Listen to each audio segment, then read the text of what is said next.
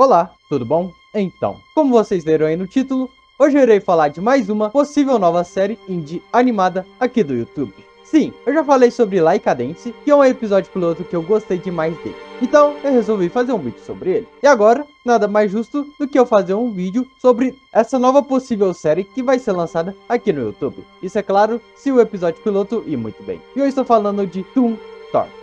E teve um episódio piloto lançado de 36 minutos, lançado dia 28 de novembro de 2025. E cara, essa animação me surpreendeu demais. E por quê? Ele teve uma reviravolta incrivelmente alta. Eu tinha que fazer um vídeo sobre, né? Então, fica confortável aí na cadeira e vamos embora, porque no vídeo de hoje eu vou estar comentando sobre mais um episódio piloto lançado, que eu estou falando de Toon Thor.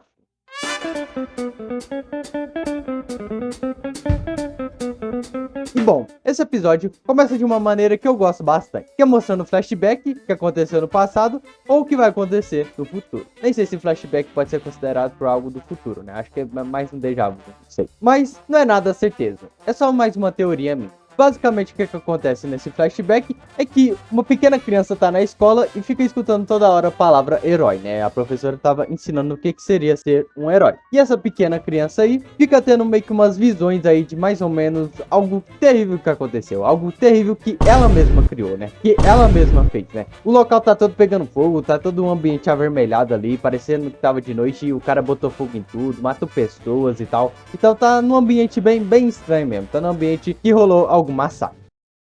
Oh my God, it's Albert Einstein! Mas já, logo em seguida, ele acorda e dá a entender que isso tudo era um pesadelo. Mas o que acontece mais pra frente dá a entender que isso tudo pode ser possível de acontecer. Depois o Rig, que é o protagonista dessa série, que é o moleque coelho aí azul que tava no sonho, desce pra tomar café. E aí mostra a relação dele com os pais. E não é uma boa relação não, viu? Ele está de mudança para a cidade vizinha de Toonville. E o pai demonstra um pouco de afeição com ele, falando que não gosta daquela cidade e não queria que ele mudasse pra lá. Mas meio que já estava tudo decidido. Então a mãe dele leva ele até a cidade. Mas antes dele entrar no carro, ele acaba tendo outra visão, ou déjà vu, tanto faz, da casa dele pegando fogo. Mas aparentemente ele só tava meio noiado mesmo ali e tudo desapareceu. Aí depois ele chega na cidade, né, Toonville, e tenta procurar a casa que ele alugou. E lá ele meio que sofre um preconceito dos outros. Porque, bom, ele é meio um coelho com um rabo de macaco. Pois é, ele é um bicho meio estranho. Bem, dá pra ver que você é um coelho bem saltitante e... Uou! Senhor, isso é um rabo de macaco? Não, é meu terceiro braço.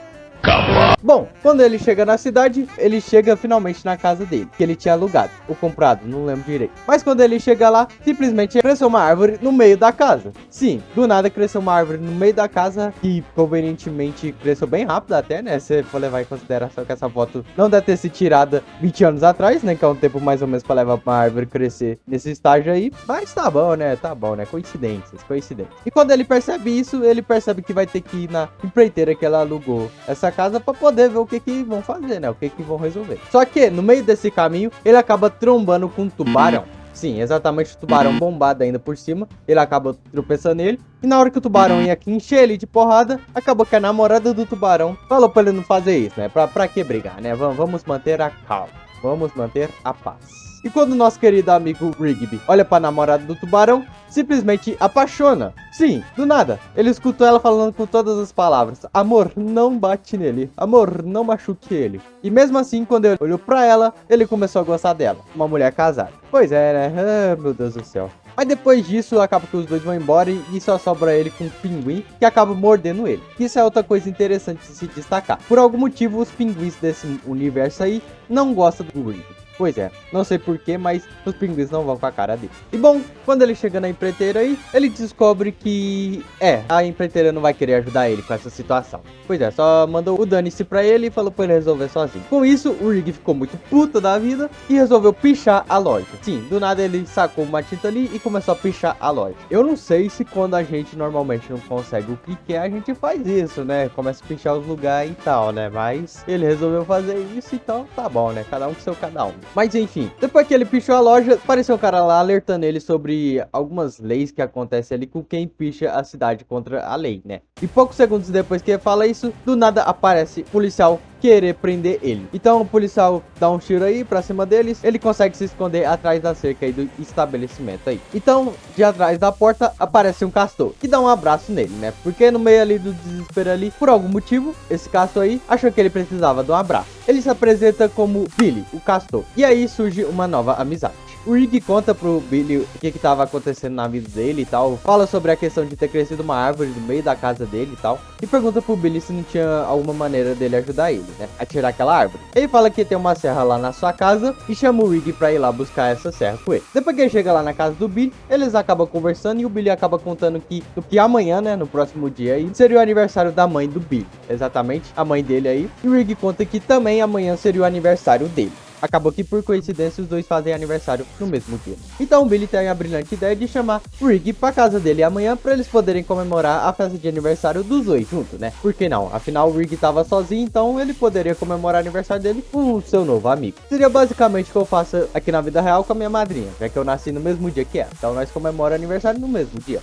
Olha que da hora. Então o Rick acaba gostando da ideia. E depois, na mesma casa do Billy, eles também tinham um pinguim de estimação. E acaba que esse pinguim também acaba mordendo o Rick. Realmente parece que o Rick tem algum problema com os pinguins mesmo. Ou os pinguins têm algum problema com o Rick. Uma coisa de se notar que o Billy foi um dos únicos personagens aí que não teve preconceito com o Billy. Pelo fato dele ser um coelho com rabo de macaco. Pelo contrário, ele achou muito da hora. Depois disso, quando o Rick volta pra casa dele pra poder dar um jeito na árvore, aparece uma raposa ali. E essa raposa acaba passando uma informação para ele sobre a fábrica do Luke. Eu não sei se eu tinha mencionado esse personagem antes, mas basicamente o Luke é um super-astro desse mundo. Ele seria meio que o Terry Crews aqui da vida real. Ele é um ator famoso que faz muito sucesso e ninguém tem nenhum ódio contra ele, não é mesmo? Quem aqui que tem alguma coisa contra o nosso querido Terry Crews, não é mesmo? Ele é um ator sensacional e parece ser uma pessoa sensacional também. Ele fala sobre essa fábrica do Luke, que aparentemente produz meio que uma espécie de droga. Lá nesse mundo de animais, eles meio que também fumam cigarro e tá essas paradas aí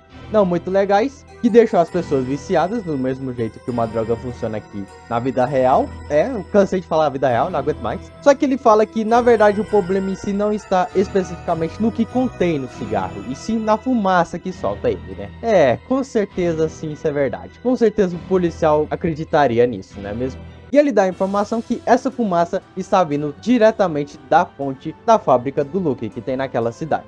Então a raposa acaba comentando, falando que, como todo mundo dessa cidade te odeia, né? Que o Rick tinha falado isso, porque você não vai lá naquela fábrica e tenta achar que ele tá escondendo lá.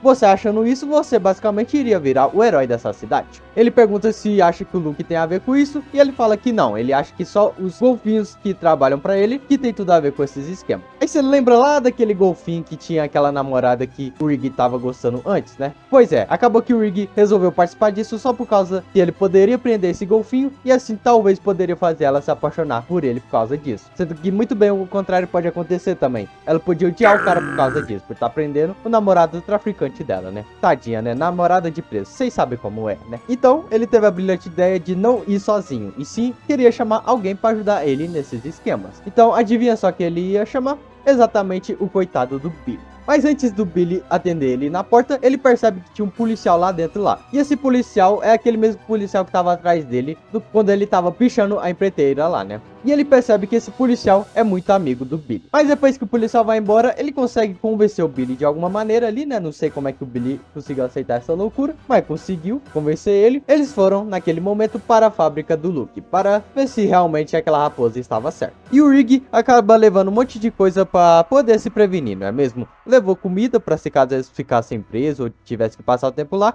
e levou dinamite também. O porquê, eu não sei, mas ele falou que poderia usar como ameaça, então tá bom, né? E bom, no final, acaba que eles não encontram nenhuma evidência disso. Mas os golfinhos apareceram lá e pegaram sim a mercadoria que tava assim com essa suposta nuvem, né? Então, meio que confirmava que sim, a fábrica estava envolvida nesse esquema aí de nuvem. E aquele golfinho que eu tinha falado no começo do vídeo também é um dos responsáveis por isso. E esses dois golfinhos, nada mais nada menos que eram os responsáveis para poder buscar a mercadoria e levar para sei lá onde. Não faço a menor ideia. Mas eles estavam ali para buscar mercadoria. Então nosso querido amigo amigo Rick e nosso querido amigo Billy ficaram esperando lá até eles poderem sair para poder ver se eles conseguem alguma espécie de prova para poder incriminar os envolvidos naquele esquema, não é mesmo? Só que acaba que os dois fazem barulho e eles são descobertos. Então os quatro saem num 2v2 sincero ali, sem perder a amizade ali rapidão, saem numa briga ali. Acontece um monte de coisas, parece que uma hora está ganhando, depois tá perdendo, depois tá ganhando, depois perde de novo. Até que por final, um dos golfinhos acaba acertando o extintor, que o extintor voa e acerta a lâmpada. E as faíscas da lâmpada quebrada caíram no boneco do Luffy, lembre-se disso. Depois disso, o Rig teve a brilhante ideia de, bom, eu estou em um local fechado, cheio de gasolina, e eu trouxe uma dinamite, por que não utilizar ela? Então ele acende a dinamite e taca pra um dos golfinhos aí segurar ela. Por quê? Eu não sei, afinal ele disse que só ia utilizar pra poder ameaçar, hein? Ele disse que é só ameaçar, mas eu nem tava precisando ameaçar ninguém, ele só pegou, tacou e isso aí.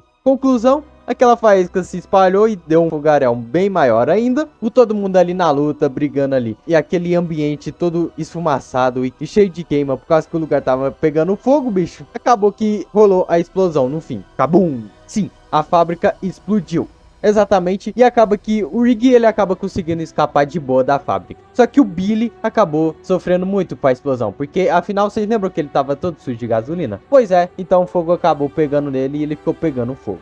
Aí vocês lembram do policial lá do começo do vídeo e depois do meio do vídeo? Pois é, ele apareceu na hora, né? Porque, bom, tava rolando uma confusão na fábrica, algum policial tinha que aparecer, né? Então ele apareceu e acabou que o Rig se assustou com isso. E ele meio que ficou confuso ali, ele não sabia o que fazer. Se ele ficava ali com o Billy pra poder, sei lá qual motivo, o Billy tava querendo que ficasse ali com ele, não quisesse que o Rig saísse. Você parece burro! Só que o Rig precisava ir lá no lago que tinha perto da fábrica pra poder pegar água pra apagar o fogo. Mas acabou que ele não sabia o que fazer e nesse momento de decisão, o Billy morreu. Exatamente, morreu queimado, não deu tempo de fazer nada. É isso que acontece com o Beta que não tem atitude.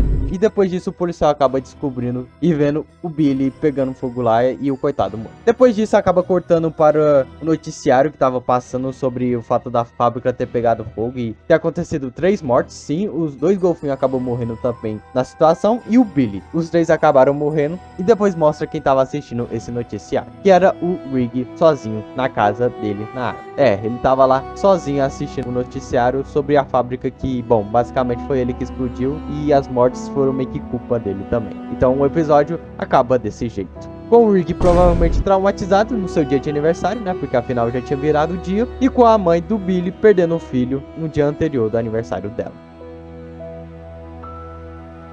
Rapaz, meus amigos, que final foi esse, hein? Pois é, eu falei pra vocês que teria uma reviravolta incrível. Foi por isso que eu quis gravar um vídeo sobre esse episódio piloto, porque ele me pegou muito desprevenido. Eu não tava esperando nada por esse final. Assim, eu sabia que tinha toda aquela parada que tava acontecendo no começo e tal, meio que tendo uma visão ali dele, né? Um déjà vu dele ali, que provavelmente ele vai ser o vilão no futuro e tal. Mas não esperava que simplesmente nesse mesmo episódio, né? No episódio piloto, ia acontecer esse tanto de coisa, ia acontecer esse tanto de parada assim. Foi tipo, no final do episódio mesmo, ligou no 220 e foi rolando as coisas. Então, realmente foi muito louco. Eu gostei demais desse episódio, eu achei sensacional. Esse final mesmo ficou muito da hora. A emoção que esse episódio consegue causar no final é sensacional, porque você meio que fica triste e se sente na pele do Rig, né? Naquele momento quando ele tá sozinho. Então, eles terem conseguido construir essa atmosfera toda assim, te dando esse pesar assim, em 36 minutos, eu acho que é muito da hora. Afinal, a gente tá conhecendo esses personagens pela primeira vez, não sabia quem era o Rig, quem era Billy, não sabia a relação deles com os pais, não sabia a relação do Billy com o resto da cidade, então isso é realmente bem da hora. Eu curti demais a animação também, né? Vamos ressaltar essa animação diferenciada, né? É meio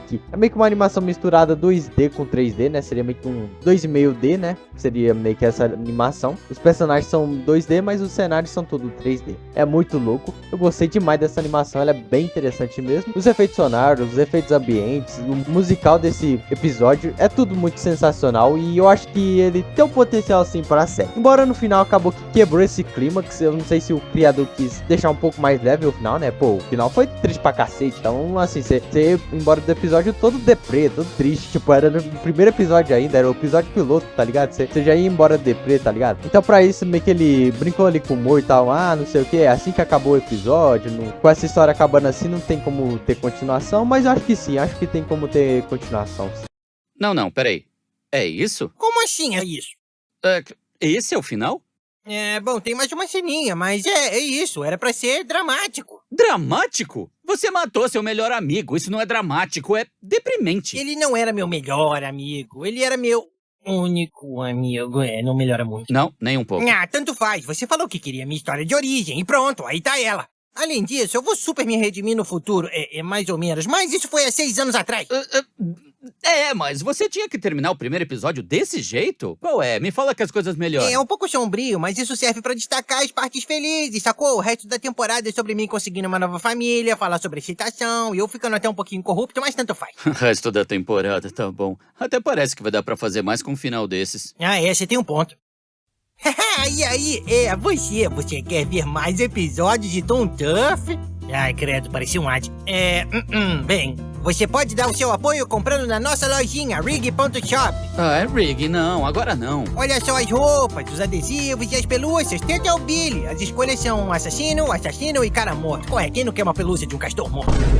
Mas enfim, esse foi o vídeo, espero que vocês tenham gostado. Eu queria apresentar mais novamente uma possível nova série aqui do YouTube Indie, que eu curti demais o episódio piloto e eu acho que tem um potencial assim de uma série muito da hora pra ser lançada. E eu acho que merece mais reconhecimento aqui pro pessoal do Brasil, né? Igual Like a Dance, esse episódio não é feito por brasileiros, e sim lá na gringa. Eu não sei de que país especificamente é os criadores, mas é lá da gringa. Eu acho que seria interessante trazer aqui pro Brasil, embora o episódio original já tá dublado. Eu não sei se é dublado automaticamente por IA. Eu acho que não, acho que o que acontece é a mesma coisa que acontece nos vídeos do MrBeast, né? O episódio já é dublado para aquele país que tem a dublagem ali, né? Já é automático. As dublagens estavam sensacional, eu gostei demais, então esse episódio tá muito interessante, acho que merece mais reconhecimento, embora já tá com 2 milhões de visualizações no YouTube, né? É isso, deixa seu like, se inscreve no meu canal apenas se for assistir meus vídeos, não tô mais afim de inscritos fantasmas. É isso, falou e é nóis.